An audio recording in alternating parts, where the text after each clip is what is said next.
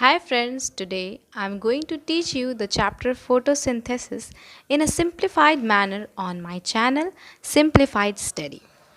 Before proceeding, let me tell you that this photosynthesis is an important chapter in the unit plant physiology of class 10th ICSE syllabus. So let us begin. तो पहले हम ये photosynthesis word बहुत पहले से मतलब junior classes सुनते आए हैं, तो आज इसी को हम एक डिटेल्ड फॉर्मेट में जानेंगे। तो फर्स्ट हम ये जानेंगे कि what is photosynthesis. So photosynthesis is a process by which living plant cells containing chlorophyll produce food substances in the form of glucose and starch from carbon dioxide and water by using light energy. What does it mean? इसका मतलब है कि जो photosynthesis है वो एक process है जिससे जो प्लांट्स है जिनमें क्लोरोफिल नाम का एक पिगमेंट होता है, एक कलर कह सकते हैं, वो उसकी मदद से फूड सब्सटेंस बनाते हैं। जिनमें क्लोरोफिल होता है वो सेल्स फूड सब्सटेंस बनाते हैं, और फूड किस फॉर्म में बनाते हैं? ग्लूकोज और स्टार्च के फॉर्म में। और उसके लिए वो कार्बन डाइऑक्साइड और वाटर को यूज़ करते हैं, और ये सारा प्रोसेस लाइट एनर्जी के प्रेजेंस में होता है। तो आप इस एग्ज़ाम्पल को ऐसे विजुअलाइज कर सकते हो कि आप खाना बनाने जा रहे हो, तो आप अपने आप को थोड़ी देर लिविंग प्लांट सेल मानो, और आप फूड सब्सटेंसेस मतलब इनको रॉ वेजिटेबल्स मान लो, कच्ची सब्जियां जो आप बनाने वाले हो, तो आप इसको किससे यूज़ करके बनाओगे? मसाले, तेल, और ये सब आपको कार्बन डाइऑक्साइड और वाटर के फॉर्म में विजुअलाइज करना है। और लाइट एनर्जी को आप अपने एलपीजी सिलेंडर की तरह मान लो, जिसकी मदद से आप उसको पका रहे हो, आप उसको बना रहे हो। वही लाइट एनर्जी उस एग्ज़ाम्पल में आपकी हीट एनर्जी के इक्वल है। तो इस एग्ज़ाम्पल को विजुअलाइज करने से फोटोसिंथेसिस समझना आसान हो जाता है। अब कोई भी चीज़ बनाते हैं तो उसमें एक मेन प्रोडक्ट बनता है, और कुछ और प्रोडक्ट्स बनते हैं जो कि हम बनाना तो नहीं चाहते हैं, पर वो उस रिएक्शन में, उस प्रोसेस में मेन प्रोडक्ट के साथ बन जाते हैं। ऐसे प्रोडक्ट्स को हम कहते हैं बाय प्रोडक्ट्स। तो फोटोसिंथेसिस प्रोसेस का ऑक्सीजन गैस एक बाय प्रोडक्ट है। फोटोसिंथेसिस होने के टाइम ऑक्सीजन गैस भी रिलीज़ होती है। तो फ्रेंड्स, आप देख सकते हैं इस डेफिनेशन में मैंने कुछ वर्ड्स अंडरलाइन किए, जैसे chlorophyll, carbon dioxide and water, और लाइट एनर्जी। तो अंडरलाइन करने से मैं आपको ये इंडिकेशन देना चाहती कि इन चीज़ों को आप अपने डेफिनेशन में मस्ट मेंशन करें। एग्ज़ामिनर इन सब चीज़ों को ढूंढते हैं और इसी पे मार्किंग्स करते हैं। मतलब ये जो वर्ड्स हैं ये इंपॉर्टेंट है, इस डेफिनेशन की मेन चीज़ें हैं, इन्हें ज़रूर मेंशन करें। अब इम्पॉर्टेंस से याद आया इम्पॉर्टेंस पे चलते हैं। फोटोसिंथेसिस की क्या इम्पोर्टेंस है? तो फोटोसिंथेसिस से ऑक्सीजन रिलीज़ होता है, और ऑक्सीजन हम सभी के लिए ज़रूरी है। जितने भी ऑर्गेनिजम्स हैं उन्हें ऑक्सीजन चाहिए ब्रीदिंग के लिए। तो सबसे ज़्यादा मेन इम्पॉर्टेंट है ऑक्सीजन फॉर ब्रीदिंग। और नेक्स्ट इम्पॉर्टेंट है, ये जो फोटोसिंथेसिस है वो फूड के लिए है। क्यों? क्योंकि प्लांट्स फोटोसिंथेसिस से फूड बनाते हैं, और हम ऑर्गेनिजम्स प्लांट को या तो खाते हैं या फिर एनिमल्स को, जैसे जो नॉन वेजिटेरियंस होते हैं। तो इनडायरेक्टली या डायरेक्टली हम प्लांट के फूड को कंज्यूम कर रहे हैं। और प्लांट फूड किससे बनाता है? फोटोसिंथेसिस से। तो इसका मतलब फोटोसिंथेसिस हमें दो मेन चीज़ें देती है, जो कि oxygen for breathing and food for organisms. अब इन चीज़ों मतलब फोटोसिंथेसिस को करने के लिए कुछ चीज़ें प्लांट में प्रेजेंट होती हैं, तो इन चीज़ों की तरफ चलते हैं। तो क्लोरोप्लास्ट ऐसे स्ट्रक्चर हैं जो रिस्पॉन्सिबल होते हैं फोटोसिंथेसिस के लिए। तो पहले क्लोरोप्लास्ट के बारे में जानते हैं। तो क्लोरोप्लास्ट बेसिकली एक टाइप का प्लास्टिड होता है। और प्लास्टिड्स क्या होते हैं? ये सेल ऑर्गेनल्स होते हैं जो जो प्लांट सेल्स में ही प्रेजेंट होते हैं, और ये तीन टाइप्स के होते हैं: chloroplast, chromoplast and leucoplast. Chloroplast में क्लोरोफिल नाम का ग्रीन पिगमेंट होता है, और क्रोमोप्लास्ट में ज़ैंथोफिल और कैरोटीन पिगमेंट होता है जो कुछ और कलर्स का होता है, और ल्यूकोप्लास्ट कलरलेस प्लास्टिड होता है। सो हम लोग क्लोरोप्लास्ट का बेसिकली हम लोग ये स्ट्रक्चर देखेंगे।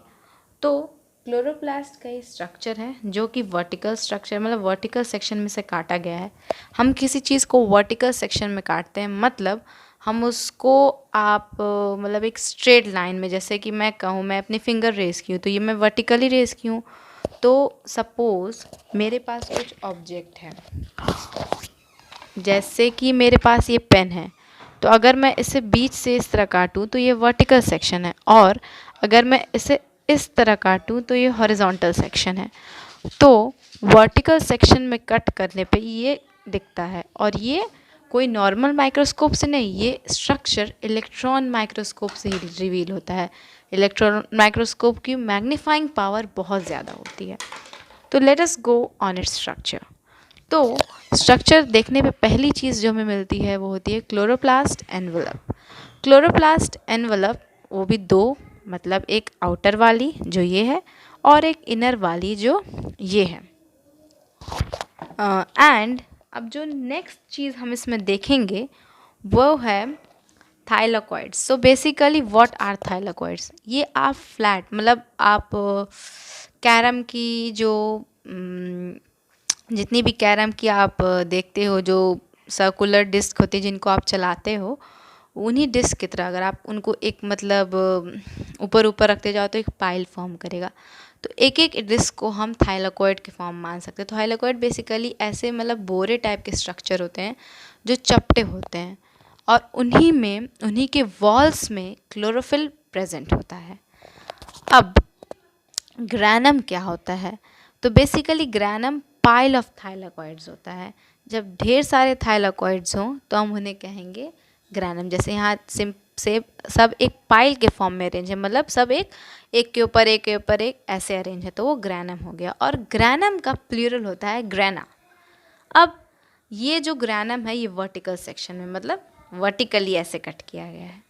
अब अगली चीज़ जो है वो है फ्रेट, जो ग्रैनम को कनेक्ट करती है, एक ग्रैनम से दूसरे ग्रैनम को कनेक्ट करने वाली जो ये रॉड टाइप की जो बार टाइप की चीज़ है उसको कहते हैं फ्रेट।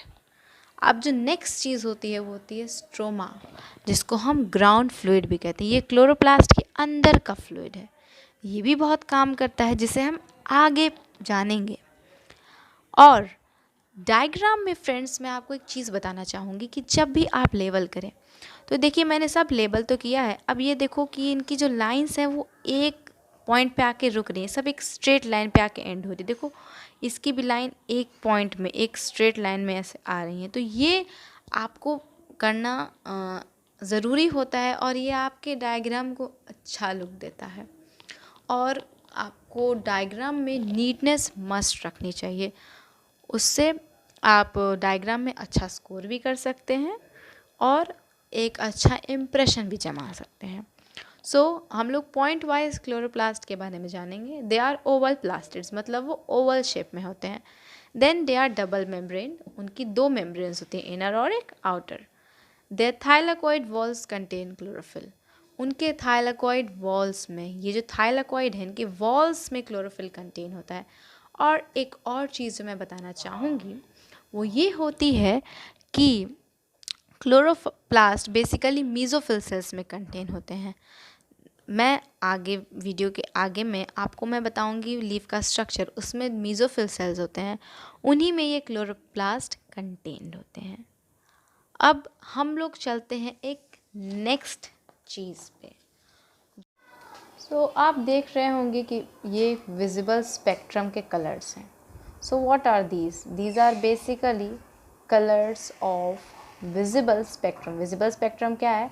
जिस लाइट को आप देख सकते हैं। वाइट कलर को हम जब एक प्रिज्म के थ्रू सेंड करते हैं तो हमें एक स्पेक्ट्रम मिलता है, मतलब वाइट कलर इन सभी कलर्स में स्प्लिट हो जाता है। और ब्लू और रेड को अंडरलाइन करने का मेरा मकसद यही है कि आपको ये बताना कि ब्लू और रेड लाइट बेसिकली फ़ोटोसिंथेसिस के लिए बहुत अच्छी होती है। इन दोनों एंड्स को क्लोरोफिल एब्जॉर्ब करता है और बहुत अच्छे से फ़ोटोसिंथेसिस का प्रोसेस हो जाता है। तो क्लोरोफिल 9 टाइप्स की होती है, उसमें क्लोरोफिल ए और क्लोरोफिल बी बहुत ही अबंडेंट होते हैं। ये दोनों जो क्लोरोफिल होते हैं ये अबंडेंट होते हैं, ज़्यादा मात्रा में पाए जाते हैं, इसीलिए इन्हीं दोनों टाइप्स को आपको लिस्ट किया गया है। और क्लोरोफिल ये दो कलर्स एब्जॉर्ब करती है जो कि ब्लू और रेड हैं, और ग्रीन कलर को रिफ्लेक्ट करती है, ग्रीन लाइट को रिफ्लेक्ट करती है, इसीलिए क्लोरोफिल हमें ग्रीन दिखता है। अब क्लोरोफिल के बाद हम सभी जानेंगे स्टोमाटा के ओपनिंग और क्लोजिंग के बारे में। तो उससे पहले जान लेते हैं स्टोमाटा क्या है। स्टोमाटा बेसिकली जो लीफ होती है उस पर छोटी छोटी ओपनिंग्स हैं जिनके थ्रू जो प्लांट है वो कार्बन डाइऑक्साइड को अंदर लेता है, फोटोसिंथेसिस होती है और ऑक्सीजन रिलीज होती है। तो स्टोमाटा की ओपनिंग क्लोजिंग अभी हम जानेंगे।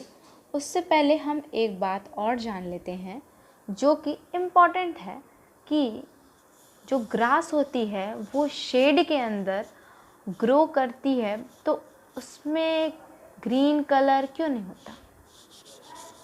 आई होप आप सभी में से बहुत ने गेस भी कर लिया होगा, और सही गेस तो ये है कि जो ग्रास जो शेड के अंदर ग्रो करती है, लाइट न मिलने पर उसकी जो क्लोरोफिल होती है वो फॉर्म नहीं हो पाती, बिकॉज लाइट का मिलना ही क्लोरोफिल के फॉर्मेशन के लिए रिस्पॉन्सिबल होता है।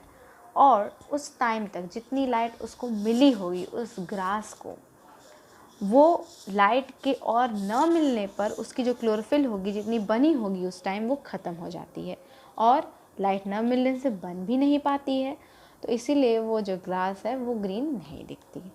अब स्टोमेटल ओपनिंग और क्लोजिंग पे दो थ्योरीज़ हैं, जिसमें K+ आयन कंसंट्रेशन थ्योरी है, वो रीसेंट थ्योरी है, और शुगर कंसंट्रेशन थ्योरी ओल्ड है। तो K+ आयन कंसंट्रेशन थ्योरी ये बेसिकली बताती है कि किस तरह स्टोमेटा ओपन या क्लोज होता है। तो रेड डॉट से मैं K+ आयंस को दिखाना चाहती हूँ, और उससे पहले मैं आपको एक चीज़ बताना चाहती हूँ कि नेचर का लॉ होता है कि हमेशा कोई भी चीज़ हाई कंसंट्रेशन से लो कंसंट्रेशन मूव करती है, और ऑस्मोसिस होता है एक सेमी परमेबल मेम्ब्रेन के थ्रू, जो कि मैंने इसके थ्रू दिखाने की कोशिश की है। तो अगर वाटर मॉलिक्यूल्स, जैसे ये ब्लू वाले वाटर मॉलिक्यूल्स हैं, अगर ये इधर ज़्यादा होंगे और यहाँ पे बहुत कम होंगे, तो सेमी परमेबल मेम्ब्रेन के थ्रू यहाँ से यहाँ मूव करेंगे, यही ऑस्मोसिस है, और ये नेचर का लॉ है। लेकिन आपने एक्टिव ट्रांसपोर्ट भी इसके पहले वाले चैप्टर में पढ़ा होगा। वो ये कहता है कि अगर एनर्जी प्रोवाइड हो, अगर सेल अपनी एटीपी जो माइटोकॉन्ड्रिया में स्टोर जो एनर्जी होती है अगर वो दे, तो हम चीज़ को ज़बरदस्ती लो से हाई कंसंट्रेशन में, बिना, वो चाहती है कि वो हाई से लो में मूव करे, पर जब एटीपी मिलती है तो वो फोर्सिबली किसी भी चीज़ को सेल लो से हाई में भेज सकता है, जैसे जो रिवर्स हो सकता है यहाँ। तो ये चीज़ आप समझ गए होंगे। तो ये आपको इस K+ आयन कंसंट्रेशन थ्योरी को जानने में काम करेगी। तो डे टाइम क्या होता है कि डे टाइम जो होता है सनलाइट होती है, तो स्टोमेटा खुले होते हैं ताकि वो गैस जो CO2 होती है उसको इनटेक ले सकें, मतलब अंदर ले सकें, फोटोसिंथेसिस करवा सकें। तो बिफोर नोइंग हम लोग ये जानते हैं ये एक लीफ एपिडर्मिस का पोर्शन है, मतलब एक लीफ के पार्ट का फिगर है, बहुत हाईली डायग्रामेटिक है। तो ये एपिडर्मल सेल्स हैं, मतलब ये जो लीफ के आउटर, जैसे कि लीफ का जो स्ट्रक्चर होता है वो कुछ इस तरह होता है। ये लीफ का मैं स्ट्रक्चर बता रही हूँ। तो ये जितने सेल्स हैं ये सेल्स हैं एपिडर्मल सेल्स, और इन्हीं के नीचे और तरह के सेल्स प्रेजेंट होते हैं, और इस तरह, और नीचे साइड भी इसी तरह एपिडर्मल सेल्स होते हैं, और ये होते हैं गार्ड सेल्स, जो कि यहाँ मैंने दिखाए ये दो गार्ड सेल्स हैं, और ये स्टोमा होता है, उनके बीच का ओपनिंग। तो एपिडर्मल सेल्स गार्ड सेल को सराउंड करते हैं, जैसा कि यहाँ इन्होंने किया है। और अब इसी चीज़ को जान के हम आगे समझते हैं। तो डे टाइम में क्या होता है कि जो पोटेशियम आयंस हैं वो सराउंडिंग एपिडर्मल सेल्स से अंदर की तरफ आते हैं। जो ये आयंस हैं ये गार्ड सेल्स में आते हैं, ये देखिए सब अंदर जाएंगे, और इससे क्या होगा, गार्ड सेल में K+ आयन की जो कंसंट्रेशन है वो हाई हो जाएगी, और इससे क्या होगी, ये हाइपरटोनिक हो जाएगी। अब कुछ अमाउंट हाई होने के बाद भी ज़बरदस्ती ये इधर से इधर आते जाएंगे ताकि हाइपरटोनिक हो जाए। जब ये सफिशिएंट अमाउंट में हाइपरटोनिक हो जाएगा तो हाइपरटोनिक होने की वजह से वाटर मॉलिक्यूल्स भी इधर आने लगेंगे, जैसे ये ब्लू डॉट से, ये ब्लू एरो से मैंने दिखाया है। तो जब वाटर मॉलिक्यूल्स इधर आएंगे तो सेल जो है उसमें क्या हो रहा है, एंडोऑस्मोसिस हो रहा है, और सेल एंडोऑस्मोसिस की वजह से फूल जाएगा, टर्जिड हो जाएगा, टर्जिडिटी एक्वायर कर लेगा। तो टर्जिड हो जाएगा तो ये फूल जाएगा, तो इसकी जो ओपनिंग है वो पूरी खुल जाएगी, और इससे CO2 जो है वो अंदर जाएगा और ऑक्सीजन बाहर आएगा। ये दो जो वर्ड्स हैं, ये आप जब एक्सप्लेन करें K+ आयन कंसंट्रेशन थ्योरी को, डे टाइम वाला जब आप पार्ट एक्सप्लेन करें तो इन दोनों वर्ड्स को मस्ट मेंशन करें। तो ये एपिडर्मल सेल्स हैं, ये गार्ड सेल्स हैं, ये गार्ड सेल का न्यूक्लियस है, और ये स्टोमा है, और स्टोमा का प्लूरल होता है स्टोमाटा। सेम नाइट टाइम को मैंने एक्सप्लेन करने के लिए यही फिगर यूज़ किया है, और मार्किंग भी यही है। नाइट टाइम में रिवर्स होता है, क्या होता है, अब जब प्लांट्स फूड बना लेती हैं, उनको भेजना होता है, तो K+ आयंस भी क्या करते हैं, गार्ड सेल से बाहर जाते हैं, जैसा कि यहाँ जा रहे हैं, और बाहर जाने की वजह से क्या हो रहा है, ये अब हाइपरटोनिक नहीं रहा, और जब हाइपरटोनिक नहीं रहा मतलब अब यहाँ K+ आयंस गए, तो ये सेल्स हाइपरटोनिक हो जाएंगे, और एज अ रिज़ल्ट एक्सोऑस्मोसिस होगा, वाटर मॉलिक्यूल्स भी क्या करेंगे, बाहर भागेंगे, तो एक्सोऑस्मोसिस होगा, और इसी वजह से सेल फ्लैसिड हो जाएगा, अब वो टाइट नहीं रहेगा, वो सिकुड़ जाएगा, और इसीलिए ये ओपनिंग क्लोज हो जाती है, और इसीलिए कोई भी एक्सचेंज नहीं हो पाता है नाइट के टाइम, ना CO2 अंदर जा पाता है, ना ऑक्सीजन बाहर आ पाता है। तो ये रही जो थ्योरी होती है, उस थ्योरी को मैंने K+ वाली समझा दी। सो अब हम शुगर कंसंट्रेशन थ्योरी पे चलते हैं। This is an old theory. So now I am indicating sugar molecules by purple dot. अब दिन में क्या होता है, फोटोसिंथेसिस होती है, जो जितने भी शुगर मॉलिक्यूल्स हैं वो गार्ड सेल्स में आ जाते हैं। अब इससे क्या होते हैं, हाइपरटोनिक हो जाते हैं, इनका ऑस्मोटिक प्रेशर बढ़ जाता है, मतलब इनकी टेंडेंसी कि ये वाटर अंदर लाएं ऑस्मोसिस के थ्रू ये बढ़ जाती है, ये ज़्यादा वाटर अंदर ला सकते हैं, हाइपरटोनिक होते हैं। तो इसके जितने भी वाटर मॉलिक्यूल्स होते हैं वो बाकी सेल से इधर आते हैं, क्योंकि यहाँ वाटर तो यहाँ कम है। अब ये इधर आएंगे, मतलब यहाँ सेम प्रोसेस हुई जो पहले वाले में हुई थी, जो कि कौन सी प्रोसेस है, ये प्रोसेस है एंडोऑस्मोसिस, और एंडोऑस्मोसिस की वजह से सेल क्या हो जाता है, टर्जिड, और इससे जो इनकी ओपनिंग जो होती है, जो स्टोमा होता है, वो खुल जाती है और इनटेक पॉसिबल हो जाता है।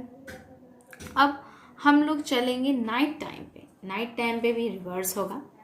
अब ये फूड बन जाता है, तो ये फूड अब सप्लाई होता है, किनको सप्लाई होता है, टू द प्लांट पार्ट्स। तो ये अब कैसे सप्लाई होता है, उसका भी प्रोसीजर होता है। ये जो सेल्स हैं, अब ये फूड अपने बगल बगल वाले को भेजेंगे, फिर ये बाकी में भेजेंगे, फिर ये बाकी में भेजेंगे। तो जब ये हो रहा है तो देखिए ये जो बाकी के सेल्स हैं ये क्या हो गए, इनमें जो शुगर मॉलिक्यूल्स हैं वो ज़्यादा हो गए, तो बाकी के सेल्स क्या हो गए, हाइपरटोनिक हो गए। अब इनका जो ऑस्मोटिक प्रेशर है, इनकी जो पावर है ऑस्मोसिस के थ्रू वाटर को अपने अंदर खींचने की, वो बढ़ जाती है। इससे क्या होता है, गार्ड सेल्स का जो वाटर होता है वो बाहर जाता है, और कौन सी प्रोसेस होती है, एक्सोऑस्मोसिस, और एक्सोऑस्मोसिस गार्ड सेल्स को बना देती है फ्लैसिड, और फ्लैसिड होने की वजह से ये सिकुड़ जाते हैं, और इनकी जो ओपनिंग होती है वो बंद हो जाती है, और यही होता है स्टोमाटा के ओपनिंग और क्लोजिंग का पूरा मैकेनिज्म, जो मैंने आपको दो थ्योरीज की हेल्प से समझाया है, और ये दोनों ही थ्योरीज आपके सिलेबस में हैं। अब हम लोग ये लीफ एपिडर्मिस पे ध्यान देंगे, ये चीज़ इंपॉर्टेंट है, ये हमें अंडरस्टैंड करने में हेल्प करेगी। अब लीफ एपिडर्मिस पे ध्यान देते हैं, तो बेसिकली लीफ एपिडर्मिस में बहुत से लेबलिंग्स होती हैं, एंड तो let us start with the leaf epidermis, उससे हम लोग इस फोटोसिंथेसिस को और इजीली समझ जाएंगे।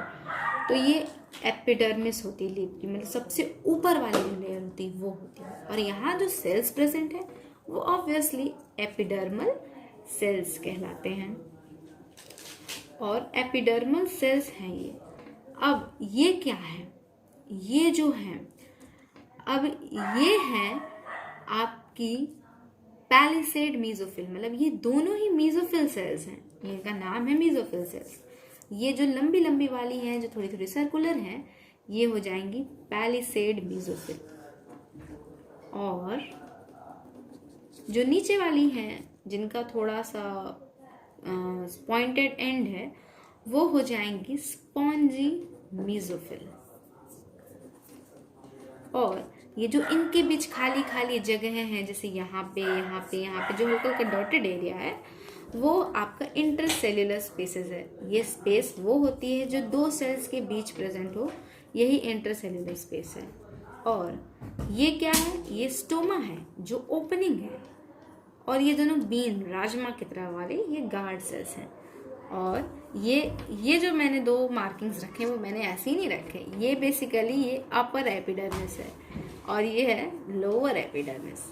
तो ये है पोर्शन ऑफ लीफ एपिडर्मिस। तो बेसिकली जो मेसोफिल सेल्स होते हैं, पैलिसेड और स्पॉन्जी, यही दो सेल प्रिंसिपल सेंटर होते हैं जहाँ पे फोटोसिंथेसिस की एक्टिविटी होती है।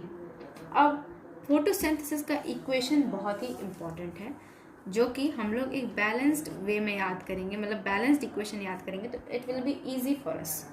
सो 6CO2 plus 12H2O in the presence of, we must write here, light energy and of course chlorophyll।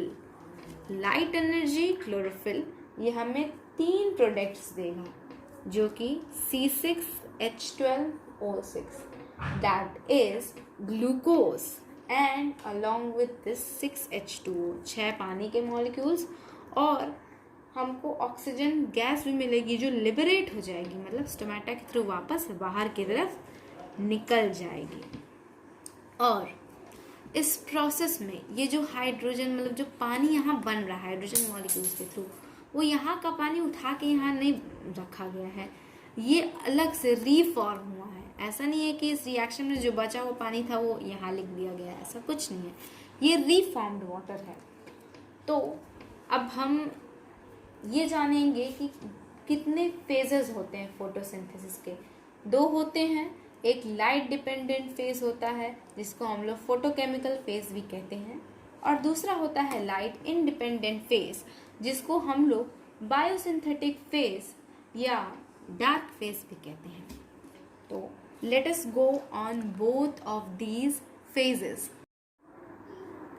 तो लाइट डिपेंडेंट फेज के बारे में डिटेल में जाने से पहले हम इसका जस्ट बट एक जनरल ओवरव्यू देख लेते हैं। इसमें 2 स्टेप्स होते हैं। First step is activation of chlorophyll. Chlorophyll light energy की मदद से एक्टिवेट हो जाती है। सेकंड होती है स्प्लिटिंग ऑफ क्लोरोफिल। ये जो लाइट एनर्जी की मदद से एक्टिवेट होती है, लाइट एनर्जी के फोटॉन्स को यूज़ करके ये वाटर मॉलिक्यूल को स्प्लिट करती है। तो सेकेंड फेज होती है लाइट इंडिपेंडेंट फेज, जिसको बायोसिंथेटिक या डार्क फेज भी कहते हैं। आप इसके तीनों नाम जरूर याद कर लें, light independent, biosynthetic and dark phase. इस फेज में बस एक ही मेन स्टेप होता है, जो कि होता है ग्लूकोज का स्टार्च में कन्वर्जन, और कहीं किसी किसी प्लांट्स में ये सुक्रोज में भी कन्वर्ट हो जाता है, जो बेसिकली स्टोरेज पर्पस के लिए काम होता है। और लाइट इंडिपेंडेंट फेज पे चलता है। इसमें स्टेप 1 होता है एक्टिवेशन ऑफ क्लोरोफिल। तो क्लोरोफिल एक्टिवेट कैसे होती है? बेसिकली लाइट एनर्जी की जो सबसे स्मॉल यूनिट होती है वो होती है फोटॉन्स। तो क्लोरोफिल क्या होता है, वो एब्जॉर्ब करता है, ठीक है, क्लोरोफिल एब्जॉर्ब करता है फोटॉन को।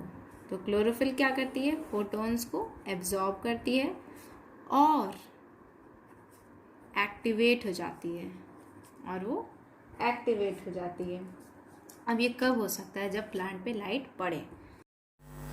तो सेकेंड स्टेप होता है स्प्लिटिंग ऑफ वाटर मॉलिक्यूल। तो वाटर मॉलिक्यूल को ये जो एब्जॉर्ब्ड एनर्जी है वो स्प्लिट करती है हाइड्रोजन और ऑक्सीजन में। तो let us go on this step. इसको बैलेंस करेंगे, इसलिए हम लोग बैलेंस्ड फॉर्म ही याद करेंगे। तो 2H2O with the energy of 4 photons, ये 4 हाइड्रोजन के आयंस बनाती है, 2 × 2 4। तो अगर आयंस बना रही है तो एक हाइड्रोजन में से एक आयन रिलीज हो रहा है, 4 में से 4 इलेक्ट्रॉन्स रिलीज होंगे, और एक हाइड्रोजन एटम में से एक आयन रिलीज हो रहा है, और साथ ही एक इलेक्ट्रॉन। तो 4 में से 4 आयंस और 4 इलेक्ट्रॉन। और ऑक्सीजन जो है वो आपको एटॉमिक फॉर्म में मिलता है। अब इसे डिटेल वे में देखें तो एक नेसेंट ऑक्सीजन दूसरे नेसेंट ऑक्सीजन, मतलब एक सिंगल ऑक्सीजन साथ कंबाइन होकर ऑक्सीजन गैस बनाती है। अब इन दोनों को अगर हम समराइज्ड फॉर्म में लें तो ये फाइनली ये स्टेप आएगा कि ये 2H2O with the energy of 4 photons. Remember that photons are the smallest unit of light energy. ये 4H plus और 4 इलेक्ट्रॉन्स इनके साथ जो निकल जाते हैं और ऑक्सीजन गैस, ये 3 चीज़ आपको इनके में मिल जाती है। और ये रिएक्शन क्योंकि ये लाइट को मतलब लाइट की यूनिट्स को एब्जॉर्ब करके इसके कंपोनेंट में स्प्लिट हो रहा है। जैसे आपने पढ़ा होगा इलेक्ट्रोलिसिस, या आप पढ़ेंगे आगे इलेक्ट्रोलिसिस। इलेक्ट्रोलिसिस मतलब क्या, इलेक्ट्रिसिटी को यूज़ करके स्प्लिट करना, और लिसिस का मतलब होता है स्प्लिट। तो यहाँ फोटो मतलब लाइट को यूज़ करके स्प्लिट करना। अब ये क्योंकि लाइट को यूज स्प्लिट करा है इसलिए हम लोग उसको कहते हैं फोटोलिसिस, मतलब लाइट एनर्जी को यूज़ करके कंपाउंड को स्प्लिट करना। So photolysis is the splitting of water molecule into hydrogen ion and oxygen gas in the presence of light and grana. Grana basically मैंने आपको बताया था इसके पहले वाले वीडियो में कि what is grana. Grana is plural of granum, that is a pile of thylakoid. So remember this part, it is very necessary. Now अब ये एक प्रोडक्ट यहाँ फॉर्म हो रहा है। इस रिएक्शन में बेसिकली 4 चीज़ें होती हैं। तो let us go on what 4 things are there in this reaction. So now whatever 4 things I am going to tell you। अब इसके बाद जब ये स्प्लिटिंग हो गई होती है तो क्या होता है कि ये जो हाइड्रोजन आयन 4 रिलीज़ हुए थे, ये बेसिकली एक कंपाउंड होता है जिसको हम लोग NADP कहते हैं, nicotinamide adenine dinucleotide phosphate. ये जो कंपाउंड होता है ये हाइड्रोजन आयंस को अपने साथ जो है वो ले लेता है और एक NADPH नाम का कंपाउंड बनाता है। अब ये जो NADP है, ये जो बना रहा है, ये बेसिकली एक इक्वेशन के फॉर्म में हम लोग याद करेंगे। NADP प्लस ये बेसिकली एक आयनिक फॉर्म में होता है, एक इलेक्ट्रॉन ले लेता है जिससे इसका प्लस चार्ज ख़त्म हो जाता है और एक हाइड्रोजन आयन को पिकअप कर लेता है और ये एक एंजाइम के प्रेजेंस में बनाता है। क्या बनाता है? NADPH। ये पहला एंड रिज़ल्ट है। ये एंड रिज़ल्ट हम पढ़ रहे हैं, क्या क्या और रिज़ल्ट्स होते हैं इसके बाद जो स्प्लिटिंग होती है इसके बाद। पहला NADPH का फॉर्मेशन, पहला एंड रिज़ल्ट क्या है? NADPH formation. और ये कौन सा एंजाइम होता है ये आपके कोर्स में नहीं है, बट जस्ट फॉर नॉलेज मैं बता दूँ, ये एंजाइम को हम लोग कहते हैं पेरिडॉक्सिन। ये बहुत कॉम्प्लेक्स नेम है, पेरिडॉक्सिन NADP प्लस रिडक्टेस, जिसको हम लोग FNR भी कहते हैं, इसका एब्रीवेटेड फॉर्म है। ये जस्ट फॉर नॉलेज एंजाइम का नेम ये है। अब जो ये इसका जो ऑक्सीजन है, ये मैंने पहले बताया था, ये जो ऑक्सीजन है वो रिलीज़ हो जाता है। ऑक्सीजन जो 2O होता है, 2 मॉलिक्यूलर जो 2 एटम्स होते हैं वो मॉलिक्यूलर ऑक्सीजन आपको देते हैं जो कि रिएक्टिव नहीं होती है। अब तीसरा जो एंड रिज़ल्ट है तो ऑक्सीजन का लिबरेट होना है, ऑक्सीजन लिबरेशन। और अब जो नेक्स्ट पार्ट होती है वो बहुत मतलब एक बड़ा सा नाम है, एक शाही सा नाम है जिसको हम लोग कहते हैं फोटोफॉस्फोराइलेशन। ये क्या है? बेसिकली ADP एक लोअर एनर्जी कंपाउंड है। ADP के पास उतनी एनर्जी नहीं होती जितनी ATP के पास है। मान लो ये कंपाउंड की सीढ़ी है तो इसमें ADP नीचे आएगा, ATP ऊपर आएगा। इसको कहते हैं एडिनोसिन डाइफॉस्फेट और यह है एडिनोसिन ट्राइफॉस्फेट। अब इस रिएक्शन में ADP जो होता है वो अपने साथ एक फॉस्फेट ग्रुप को, PO4 ग्रुप को वो अपने साथ ऐड कर लेता है जो कि इनऑर्गेनिक होता है क्योंकि इसमें कार्बन प्रेजेंट नहीं है, और ये बनाता है ATP एडिनोसिन ट्राइफॉस्फेट। और इस फॉस्फेट ग्रुप को हम लोग PI कहते हैं, P for phosphate and I for inorganic nature. ये होती है 3 steps. So let us summarize. सबसे पहले लाइट इंडिपेंडेंट फेज में क्या होता है? क्लोरोफिल एक्टिवेट हो जाता है फोटॉन्स को एब्जॉर्ब करके, जो कि क्या होते हैं? Smallest unit of light energy. Second step में ये क्या होता है? इसी एनर्जी को ये यूज़ करता है वाटर मॉलिक्यूल को स्प्लिट करने के लिए, और वाटर मॉलिक्यूल को स्प्लिट करके ये क्या बनाता है? 4H+, 4E minus that is 4 electrons and oxygen gas, इसको क्या कहते हैं हम लोग, photolysis. Photolysis splitting by light. अब इसके एंड रिजल्ट्स 3 स्टेप होते हैं। सबसे पहला NADPH का फॉर्मेशन। NADP एक कंपाउंड होती है जो फोटोलिसिस में जो हाइड्रोजन आयन रिलीज हुआ था उसको ये यूज़ करती है NADPH बनाने के लिए। इसको NADPH formation, NADP plus electron plus hydrogen ion in the presence of enzyme NADPH। Enzyme का नाम क्या है, ferredoxin NADP plus reductase FNR।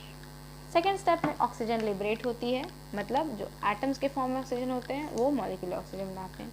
Third step में क्या होता है, फोटोफॉस्फोराइलेशन होता है। ADP lower energy compound ATP में कन्वर्ट होता है एक फॉस्फेट ग्रुप को अपने साथ ऐड करके।